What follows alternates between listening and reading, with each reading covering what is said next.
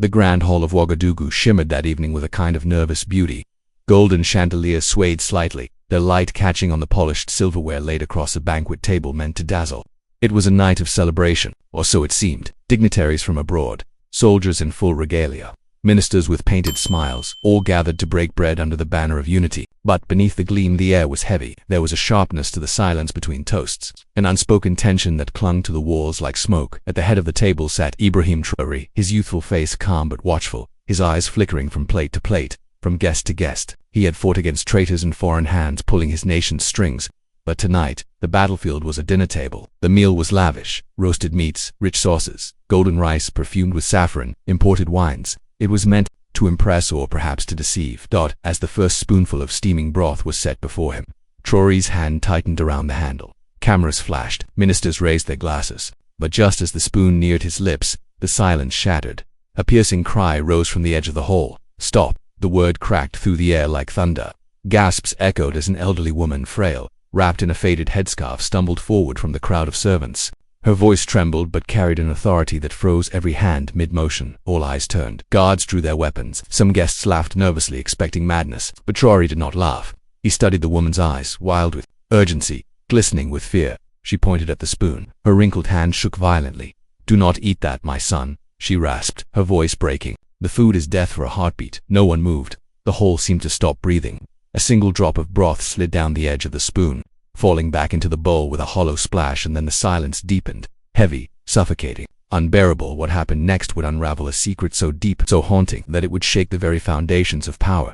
The day of the banquet had begun like any other. In Ouagadougou with suspicion, the capital had grown used to whispers of plots, of agents in shadows, of curses muttered by enemies who could not defeat Traoré on the battlefield. At 20-something, he was a leader who had risen too fast, too young, with too much fire in his chest.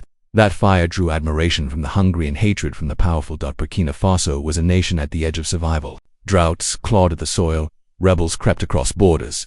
The ghosts of colonizers still demanded tribute in gold and silence. Traoré had inherited not just a country, but a storm. And storms breed enemies. The banquet was arranged as a show of strength. Foreign dignitaries from the region had been invited. Local ministers demanded the display.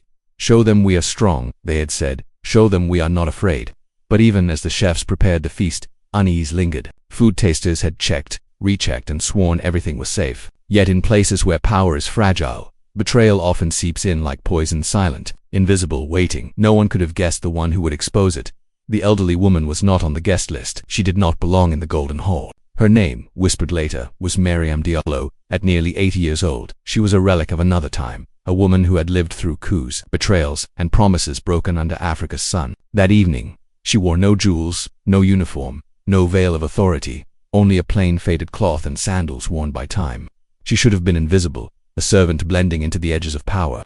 And yet, in the most critical second of Traoré's life, she stepped into history. But who was Mariam? To the guards, she seemed insane, a grandmother shrieking at a feast meant to honor the president. To the ministers, she was an embarrassment. Yet to Traoré her words struck deep. The food is death. Was it instinct, a warning whispered to her in a dream, or knowledge she carried from a hidden past?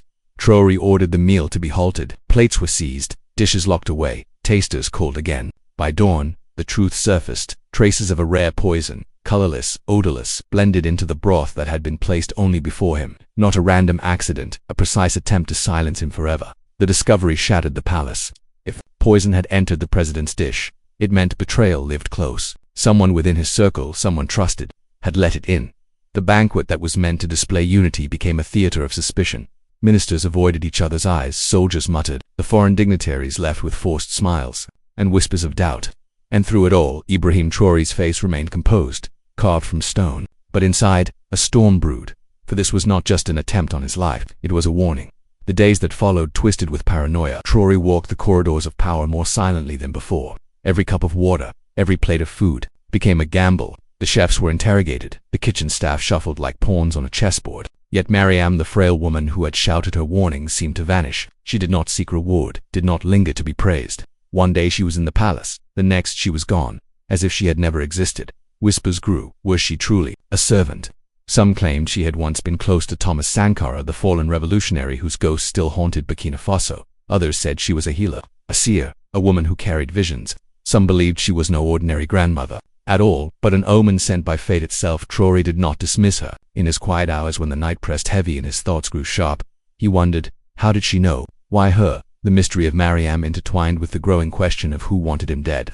He could not show fear. A leader who flinches, invites the dagger.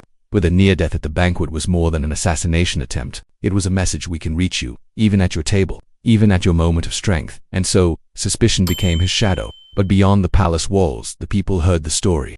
Farmers in the fields, women at the wells, traders in the markets, they whispered of the bite that never happened. They said their young president had been spared by fate, by destiny, by the voice of a forgotten grandmother. And as the whispers spread, the tale grew. Some said Mariam had seen the devil slip into the dish. Others claimed she was guided by the spirit of Sankara himself. Whatever the truth, the story took root in the hearts of the people. It became a parable that even the weakest, the most overlooked, could save a nation. For Ibrahim Traoré, it became a wound that would not heal. He had faced coups, bullets, betrayal in open daylight, but this was different. Poison was not war. Poison was deceit, cowardice, murder, dressed as a meal. It meant someone close had already crossed the line of loyalty. And so, as night fell again over Ouagadougou, he stared at his untouched plate and whispered into the silence, if they wish to kill me, they must look me in the eyes, not hide in the shadows. The morning after the banquet, the palace was gripped by unease. Guards moved stiffly, ministers whispered behind closed doors, and the kitchens fell silent under suspicion. The forensic report confirmed the worst. A rare toxin had been mixed into the broth meant for President Ibrahim Traoré. Tasteless, odorless, and swift, it would have shut down his body in minutes. If not for the cry of the old woman, he would have been dead before the toast was finished. News of the attempt spread quickly. Beyond the palace walls and into the markets, the mosques, the roadside tea stalls, people repeated the story with, "Oh, an old grandmother had saved him. The ancestors had shielded him. Destiny itself had intervened." For the people, it became a tale of protection. For Traoré, it was something far more chilling. Someone close had tried to kill him, and they might try again. He ordered his men to find the woman immediately, but she seemed to have vanished. No one could say where she had come from. Some swore she worked in the kitchen. Others insisted they had never seen her before. Her name was not on any registry. It was as though she had stepped out of thin air just to shout her warning, and then disappeared. Weeks passed with no trace. Some in the palace even whispered that she wasn't real at all, that she was a spirit sent by the ancestors. But Traoré knew better. He had looked into her eyes, and they belonged to a woman of flesh and blood. Meanwhile, the investigation uncovered fragments of a larger pattern. The poison used at the banquet matched one from an old assassination attempt years ago against another West African leader who had resisted foreign mining deals. That case had been buried in silence, but its shadow now loomed over him. This was no coincidence. Someone with reach, someone with experience, had planned it. The hand that carried the poison to his table belonged to a larger network, one that had silenced men before. The legend of the old woman only grew stronger among the people. Some said she had once served near Thomas Sankara himself. In hushed tones, they recalled how Sankara too had been poisoned before his assassination. Perhaps she had seen history repeating itself.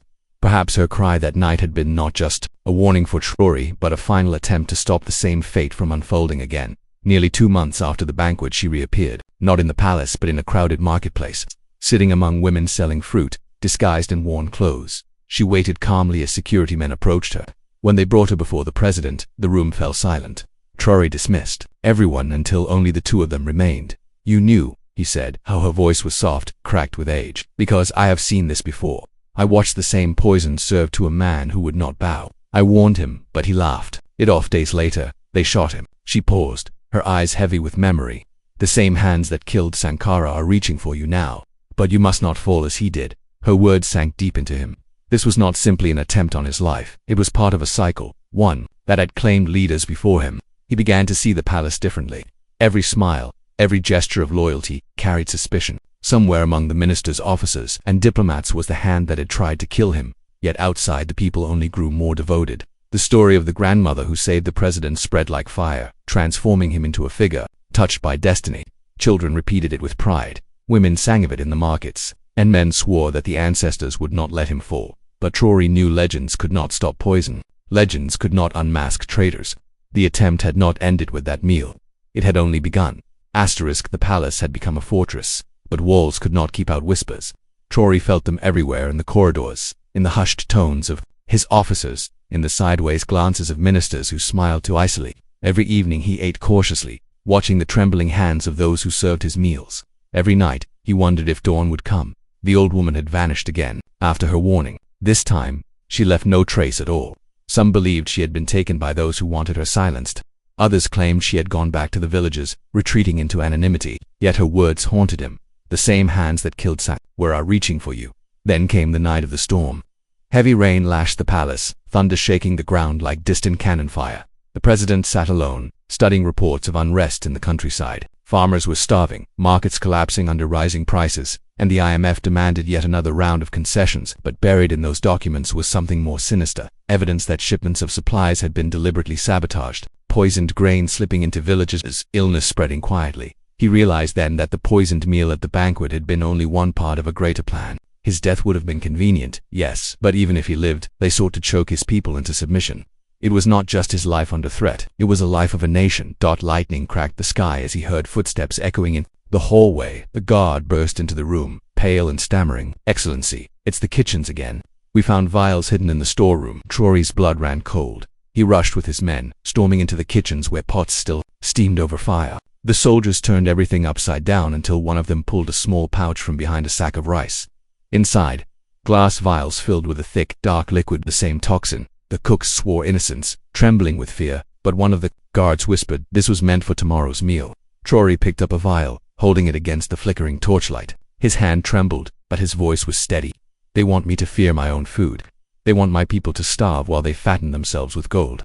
He crushed the vial in his fist, shards cutting into his skin, the poison dripping to the ground. "But I will not be their victim." The moment marked a turning point. He realized that the conspiracy was not just hidden in the shadows, it was inside his house, among those sworn to protect him. Every loyalist could be a traitor, every ally could be an assassin. The rain outside grew heavier, drumming against the palace roof like a war march. In the distance he could hear voices rising from the streets despite the storm. People had gathered, chanting his name, calling him a savior, a leader chosen by fate. They believed he had been spared for a reason. They believed he was untouchable. But as thunder rolled and the chants grew louder, Traoré felt the opposite. He was not untouchable. He was surrounded. Somewhere, close enough to touch his plate or pour his drink, was the hand that wanted him gone. And he knew the next attempt would not fail. The storm passed, but the shadows it left behind clung to the walls of the palace. Every corner seemed alive, every silence suspicious. Traoré barely slept, and when he did, he dreamt of Sankara's eyes watchful questioning, reminding him that history was a cycle that devoured men who thought themselves untouchable. Morning brought a strange calm. The streets of Ouagadougou were buzzing with rumors. Some said the president had been poisoned already. Others swore an old woman had walked into the palace to shield him with magic. Mothers whispered her name as if she were a saint, though no one knew who she truly was. To the people, the mystery was proof that destiny itself protected their leader. To Traoré, it was a burden heavier than any crown. He could not ignore the truth anymore. The enemy was within reach, not outside his borders but inside his walls. Ministers bowed low, their smiles wide and hollow. Generals saluted, but their eyes carried a hunger that uniforms could not disguise. He saw it now too clearly to deny. Every greeting, every toast, every loyal word could be a blade pressed against his throat. Late that afternoon, he called a secret meeting of only 3 men he trusted since the earliest days of his command. In a small, dimly lit chamber, far from the echo of the grand halls, they laid out the evidence. Stolen supplies, hidden toxins, quiet bribes flowing from foreign banks. It all led back to a knot of power strangling the country from within. "Do you want us to do?" one of them asked. His voice was low, tight with fear. Traoré looked at the table before him. Maps of his nation, villages marked with red ink where hunger bit the hardest. Reports of soldiers turning on each other for lack of pay. Children collapsing in schools from poisoned food. He clenched his fist. "We cut the knot, tonight." That night, the palace felt differently restless, as if it knew something would break before dawn. Guards shifted uneasily. Ministers, when delayed their departures, generals lingered too long in hallways. The air smelled of smoke and tension. Traoré moved quietly through the corridors, accompanied by his 3 loyalists. They descended into the old kitchens beneath the palace, the place where the first vial had been found. There, behind a wall panel, they discovered a hidden passage lined with crates. Inside them, gold bars, foreign contracts, letters sealed with symbols of banks and governments far away. Proof of betrayal. Proof that the conspiracy reached not just into his palace but across oceans. The realization hit him harder than any bullet could have. His assassination would not just serve his rivals, it would serve the world powers who feared a free Africa. They had planted their hands deep into his nation, feeding gold into the pockets of men who would gladly kill him. When he emerged from the passage, his face was pale, but his eyes burned with fire. "They don't just want me dead," he whispered. "They want this land dead. They want our people to bow forever." The loyalists urged him to flee, to leave the palace before it was too late. but he refused.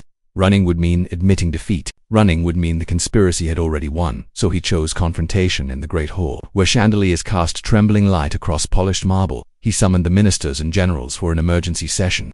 They arrived uneasy, suspicious of the unusual hour. Their shadows stretched long against the walls as thunder rumbled faintly in the distance. Once again Traoré stood before them. Tall, unshaken, though the weight of the night pressed heavily on his shoulders, he did not shout. He did not rage. His voice was calm, cold, cutting through the silence like steel. You have poisoned food meant for children. You have hidden gold while your people starve. And some of you have raised your hands against me, your own president.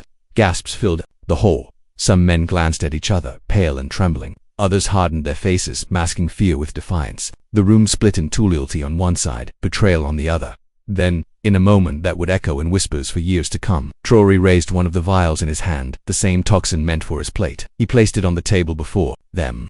The glass gleamed under the light, fragile, deadly. This, he said, his eyes sweeping the room, was meant for me, but it will not be me who falls. No one moved, no one breathed. The hall was frozen, caught between history and destiny, and in that stillness everyone understood. The game was over by dawn. Several ministers had fled the city. The generals, who had plotted most openly, vanished into the shadows. Some caught and dragged before soldiers, others disappearing into the desert like ghosts. The conspiracy cracked, broken by exposure, though not destroyed entirely. Its roots were too deep, its masters too far beyond Burkina Faso's borders. But the assassination attempt had failed not by chance, not by luck, but because one old woman had warned him of the bite that never happened, and because Traoré, instead of retreating, had turned poison into proof. The streets erupted by sunrise. People gathered, chanting his name louder than ever before. To them, their president had faced death and emerged untouchable. To them, he was chosen, shielded not by politics or armies, but by destiny itself. And yet, as he stood at the balcony overlooking the sea of people, hearing their voices rise like thunder, Traoré felt no triumph, only a deeper question. If he had survived, how long until the next attempt? How many more shadows were still waiting for him? The old woman was nowhere to be found. Some swore they saw her in the crowd, her wrinkled face hidden under a scarf. Others insisted she had returned to the earth, a spirit sent only to deliver her warning. Traoré, watching the masses roar his name, wondered if he would ever see her again, or if she had simply passed the burden of fate into his hands. The night of poison had ended, but the war for his life and his nation was only beginning. The palace had grown quiet after the storm. The whispers of poison and betrayal still lingered, but outside, the people's voices rose like thunder. They had seen their leader survive death itself, and to them, this was more than politics, it was destiny. Traoré stepped onto the balcony, greeted by a sea of faces chanting his name. He knew he was not invincible, yet his survival had become a symbol. The attempt on his life had shown how deep foreign powers had sunk their claws into his land. Now he would fight back not just with weapons, but with truth and unity. He began to purge corruption, stripping traitors of their power, and returning wealth to the people. He ate with the poor, listened to their pain, and swore their suffering would no longer be ignored. Sanctions came. Foreign media called him a dictator, but the people stood unshaken. They had seen him endure poison. They believed they could endure anything. Across Africa, whispers turned to shouts. Murals of him appeared in distant cities, and students carried his name like a banner of defiance. Leaders from other nations, once divided, gathered in Ouagadougou for the first time to speak not of dependence, but of freedom. They tried to poison me, Traoré told them, his voice steady, but it was not me they wanted dead. It was Africa's dream. The poison failed. And because it failed, I stand here as proof that we cannot be killed if we refuse to kneel.